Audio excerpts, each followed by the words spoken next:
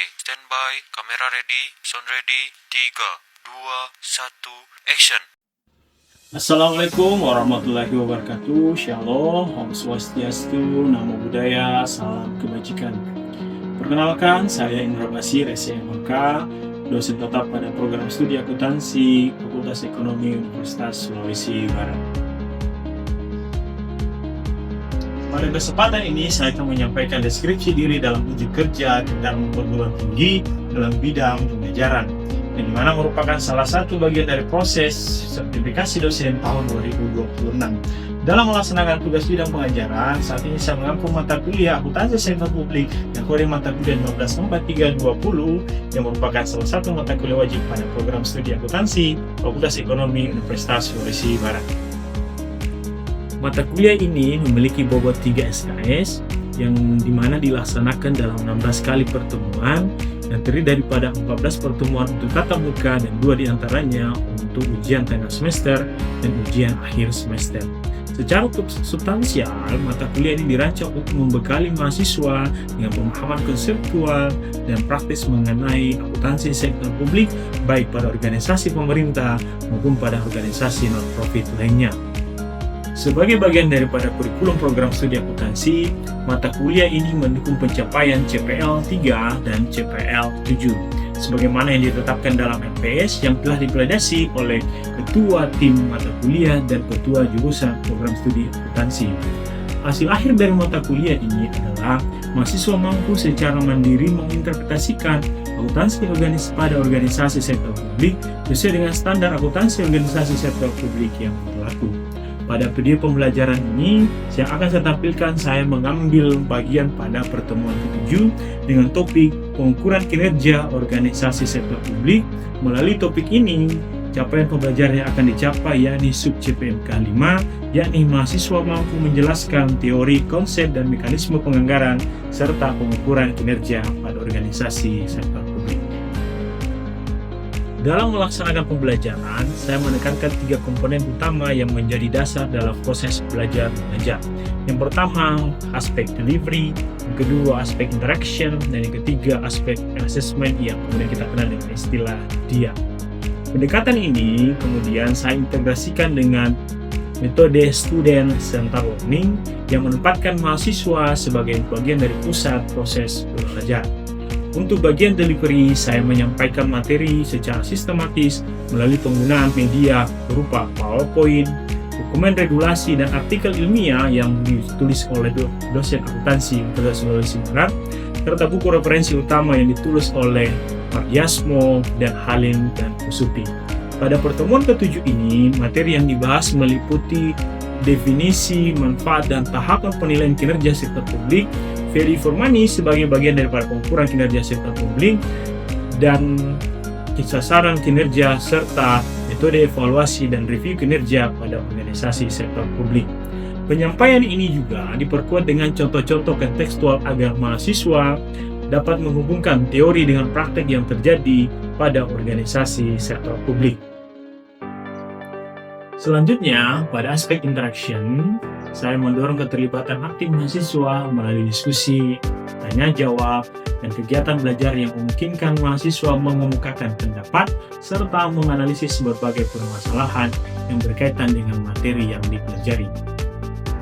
Untuk mendukung interaksi tersebut, saya memanfaatkan media Google Classroom sebagai media pengolahan materi, pre-reading, dan tugas, serta pengumuman aktivitas pada mata kuliah lainnya.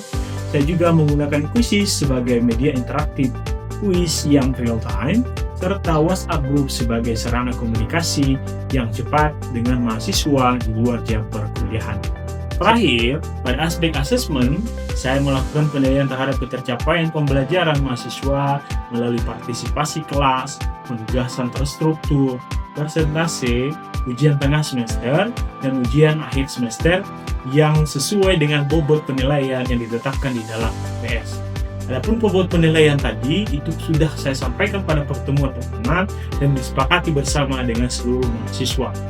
Dengan pendekatan tersebut, saya berupaya memastikan bahwa pembelajaran tidak hanya berorientasi pada penyampaian materi, tetapi juga pada pembentukan kemampuan berpikir kritis, analitis, komunikatif, dan profesional mahasiswa dalam memahami praktek akuntansi sektor publik.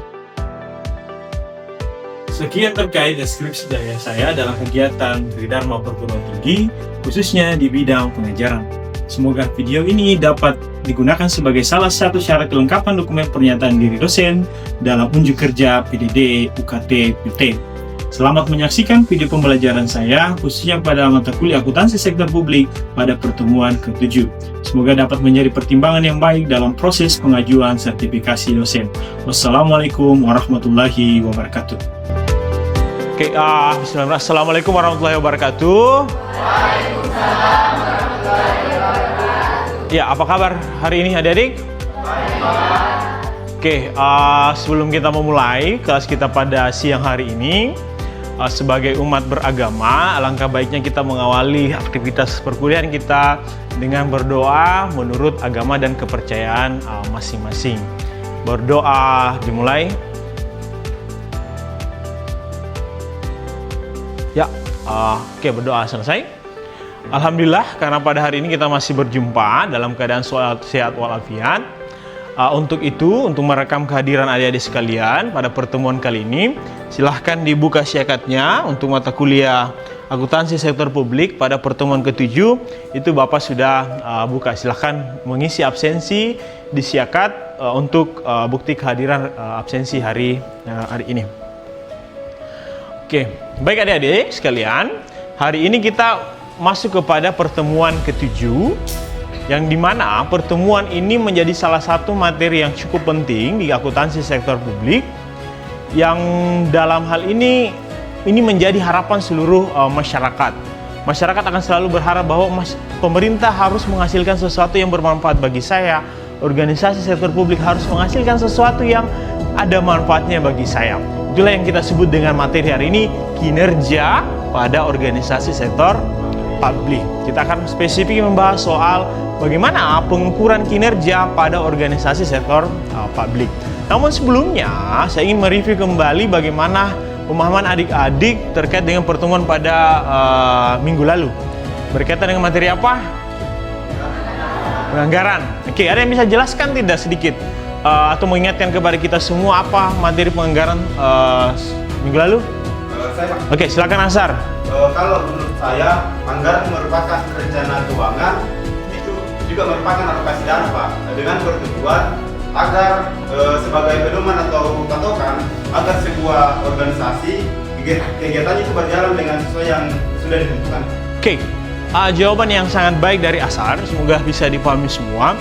Anggaran pada pertemuan sebelumnya itu merupakan sumber atau yang menjelaskan bagaimana kemudian organisasi sektor publik memperoleh pendapatan, dan pendapatan yang diperoleh itu dipergunakan atau dibelanjakan untuk apa.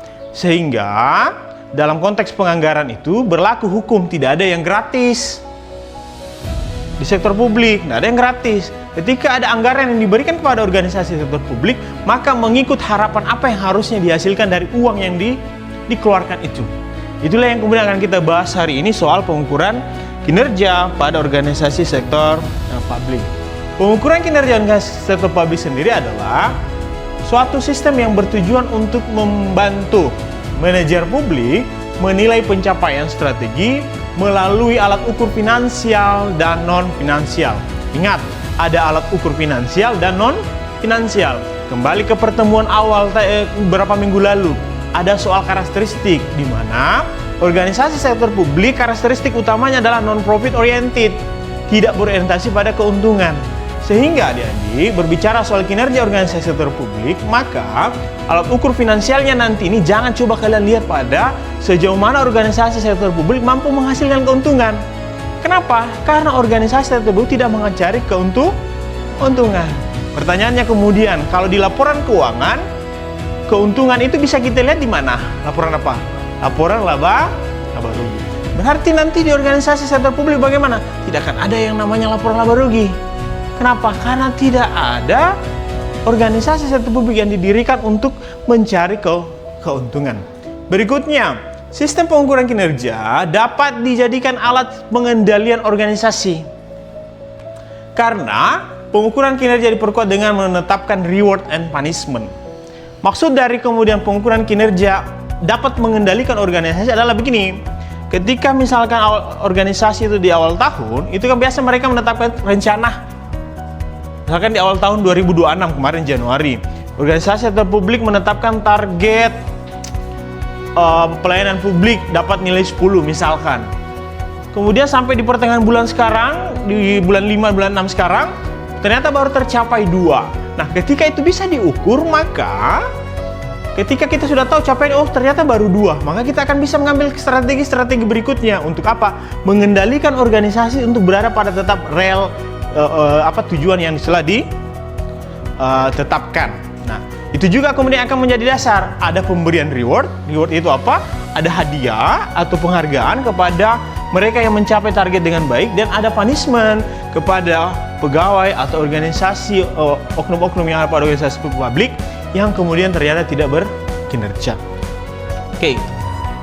Dengan maksud bahwa yang pertama, untuk memperbaiki kinerja pemerintah ataupun organisasi sektor publik. Jadi kita ingin mengukur kinerja sektor publik, itu tujuannya apa? Supaya kita tahu bagaimana perkembangan organisasi sektor publik ini atau pemerintah tiap tahun. Berikutnya, untuk pengalokasian sumber daya dan pengambilan keputusan.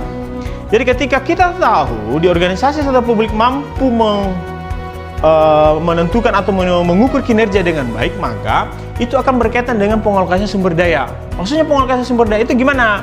Contoh, ketika misalnya ini kita di Kabupaten Majene, kita tahu di Kabupaten Majene ini apa sih kinerja pemerintah yang masih kurang di Kabupaten Majene. Contoh mungkin angka putus sekolah yang masih tinggi. Karena kasus Majene kan tinggi angka putus sekolahnya. Maka berkaitan dengan pengalokasian, pemerintah bisa mengalokasikan sumber daya dalam konteks anggaran yang lebih untuk mengatasi masalah yang masih kurang tadi. Berkaitan dengan apa? Angka putus sekolah. Kemudian itu berkaitan dengan pengambilan keputusan. Terakhir adalah bagaimana kemudian pengukuran kinerja itu bisa mewujudkan pertanggungjawaban publik dan memperbaiki komunikasi kelembagaan. Jadi pengukuran kinerja menjadi media pertanggungjawaban dan bentuk komunikasi pemerintah atau organisasi sektor publik yang mengelola dana publik kepada masyarakat ataupun kepada pihak-pihak yang berkepentingan. Kemudian mengukur kinerja finansial dan non-finansial secara berimbang. Jadi tujuan untuk pengukuran kinerja ini dua. Bagaimana kemudian pada organisasi sektor publik itu mampu mengukur kinerjanya secara berimbang, baik yang keuangan maupun yang non keuangan. Berikutnya berbicara soal mengakomodasi pemahaman kepentingan. Manajer level menengah bawah serta memotivasi untuk mencapai goal congruence atau tujuan bersama. Dan terakhir, ini sebagai alat untuk mencapai kepuasan berdasarkan pendekatan individual, kemampuan kolektif yang rasional. Oke, sampai di sini mungkin ada pertanyaan. Oke, silahkan Elsa, silahkan bertanya. Baik, terima kasih atas kesempatan telah diberi pembukaan Anda. Adapun pertanyaan saya, mengapa pengukuran kinerja pada organisasi sektor publik ini sangat penting? Sebagai penguatan, mengapa pengukuran kinerja sektor publik ini sangat penting adalah, ingat, kita ambil contoh kasus organisasi sektor publik yang pemerintah. Kan ada dua nih organisasi sektor publik. Ada organisasi sektor publik yang pemerintah dan ada organisasi sektor publik yang non-government atau yang non-pemerintah. Saya coba kasih contoh pada konteks pemerintah. Kita lihat misalkan pemerintah Kabupaten Majene. Pemerintah Kabupaten Majene itu mengelola uang dari siapa? Masyarakat, dari publik. Ada pajak, ada hasil pengelolaan sumber daya alam, dan seterusnya. Uang itu uangnya siapa? Bukan uangnya bupati. Itu adalah uang pemerintah yang dimana undang-undang mengamanatkan bahwa uang itu atau anggaran itu harus digunakan untuk apa? Kepentingan masyarakat umum atau kepentingan publik. Sehingga apa? Karena pemerintah diberikan anggaran dari pendapatan dan seterusnya, bahkan dibayar kemudian gajinya, maka mereka dituntut untuk bekerja sesuai dengan aturan dan sesuai dengan tujuan organisasi sektor publik khususnya pemerintahan, yaitu apa? Menghadirkan pelayanan kepada masyarakat. Pelayanan kepada masyarakat ini kita mau lihat bagaimana? Contoh, pendidikan. Kita mau menuntut pemerintah supaya apa? Mereka mampu menghadirkan kualitas pendidikan yang baik. Anak sekolah semua bisa sekolah, anak yang umur sekolah bisa sekolah, tidak ada yang putus sekolah. Berikutnya, pada konteks kesehatan, orang-orang yang ada di Kabupaten Majene khususnya itu bisa mengakses pelayanan kesehatan yang merata dan yang berkualitas. Jalan misalkan, itu seperti apa? Masyarakat ingin mengakses jalan yang mulus, yang teraspal. Nah, itu kenapa kemudian penting kita untuk mengukur kinerja pada organisasi sektor publik, sangat penting bahkan. Karena apa? Ini berkaitan dengan pelayanan masyarakat yang beragam. Sehingga kinerjanya penting untuk diukur dan diketahui. Nah, berikutnya saya ingin kasih contoh. Kalau kan kita berbicara soal kinerja, kan tadi disebutkan ada dua, kinerja finansial dan non-finansial. Kalau kinerja finansial itu, bagaimana pemerintah atau organisasi sektor publik lainnya, itu pertama mampu menghasilkan pendapatan. Kita berbicara tadi soal ada anggaran kan? Nah, di anggaran itu ada pos yang namanya pendapatan. Kinerja pertama pemerintah diukur dari mana? Sejauh mana mereka mampu memperoleh pendapatan berdasarkan target anggaran yang ditetapkan. Berikutnya, dari anggaran yang diperoleh, dari pendapatan yang diperoleh, baik dari pendapatan asli daerah, pendapatan transport, dan lain-lain pendapatan yang sah, itu kemudian kita gunakan untuk apa? Belanja. Di sini juga akan dilihat kinerja pemerintah, sejauh mana mereka mampu melakukan belanja dengan prinsip value for money tadi, ekonomis, efisiensi, dan efektif. Kinerja itu yang kemudian diukur. Jadi, bukan kinerja finansialnya, bukan diukur dari apa? Bukan diukur dari sejauh mana organisasi sektor publik mampu menghasilkan keuntungan. No, tidak ada di situ di organisasi sektor publik. Kembali, karena karakteristiknya tidak untuk mencari keuntungan. Itu yang kinerja keuangannya. Yang kinerja finansialnya kembali kita lihat pertama. Kita lihat data misalkan. Pertumbuhan ekonomi Indonesia triwulan 1 2026 itu tumbuh di angka 5,61%. Oke? Itu apakah disebut berkinerja? Berkinerja. Kenapa? Karena organisasi atau dalam konteks ini pemerintah mampu menumbuhkan perekonomian yang ada secara nasional itu sebesar 5,61%. Disebut berkinerja pemerintah? Berkinerja. Karena mampu meningkatkan pertumbuhan ekonomi yang stabil di angka 5,61%. Itu yang kinerja non-finansialnya. Pemerintah akan dikatakan berkinerja baik ketika mereka mampu mengatasi masalah pengangguran. Kan masalah pengangguran ini kan masalah kita semua. Bahwa ada orang yang sudah selesai berpendidikan, sekolah, kuliah, dan seterusnya, tapi kemudian tidak mampu memperoleh pekerjaan, maka pemerintah datang dengan kekuasaan dan kewenangan yang dimiliki, bagaimana kemudian mereka mengatasi masalah pengangguran. Nah, ketika turun pengangguran, maka kita bisa asumsikan kinerja pemerintah cukup baik dalam masalah ketenagakerjaannya, masalah ekonominya, karena tadi ekonominya meningkat. Oke? Nah, pada konteks pengukuran kinerja sektor publik, lantas apa kemudian informasi yang dibutuhkan? Oke, informasi yang dibutuhkan pertama itu tentu informasi finansial. Informasi finansial tadi yang disebutkan tadi, asar tadi, soal anggaran. Berapa pendapatan dan berapa belanja. Itu kita mengukur kinerjanya. Itu untuk mengukur yang kinerja finansialnya. Tentu kita butuh apa? Data finansial. Berapa pendapatan dan berapa belanjanya. Kembali, karena ini organisasi sektor publik, yang harus dipahami adalah bagaimana mekanismenya. Tadi ada yang disebut dengan anggaran. Bagaimana mengukur kinerjanya? Tentu kita akan memperbandingkan sejauh mana pemerintah atau organisasi sektor publik yang lain mampu mencapai target anggaran yang sudah ditetapkan. Kemudian berkaitan dengan informasi non-finansial, maka dalam konteks akuntansi sektor publik dan organisasi sektor publik akan disebutkan namanya key variable dan key success factor. Key variable itu begini cara membacanya. Di organisasi pemerintah sektor publik itu, misalnya di Majene, itu kan ada namanya dinas pendidikan, ya, ada dinas kesehatan, ada dinas kebersihan, ada juga namanya dinas pendapatan. Maka kita kembalikan ke masing-masing dinasnya tadi. Kalau dinas pendidikan, key faktornya atau key sukses faktornya itu apa? Otomatis berkaitan dengan pencapaian indikator pendidikan. Contoh pendidikan apa? Bagaimana angka partisipasi murninya, angka partisipasi Qatarnya, bagaimana tingkat rasio lulusannya, bagaimana kemudian sarana dan prasarananya. Itu disebut dengan key success factor yang kemudian dikaitkan dengan bidang-bidang pada organisasi publik. Itu informasi non finansialnya. Kemudian kalau kita ingin mengukur kinerja dinas kesehatan atau organisasi pada konteks kesehatan bagaimana? Tentu kita harus tahu apa key variabelnya dan apa key success factornya. Kalau dinas kesehatan apa? Berkaitan dengan kalau namanya angka usia harapan hidup. Ada lagi yang namanya tingkat penyakit. Banyak tidak masyarakat yang kena penyakit menular dan seterusnya. Atau lihat kembali kepada ibu-ibu yang hamil, sedang hamil. Banyak tidak bagaimana pelayanan terhadap ibu hamil. Tinggi tidak angka kematian ibunya atau tinggi tidak angka kematian anaknya.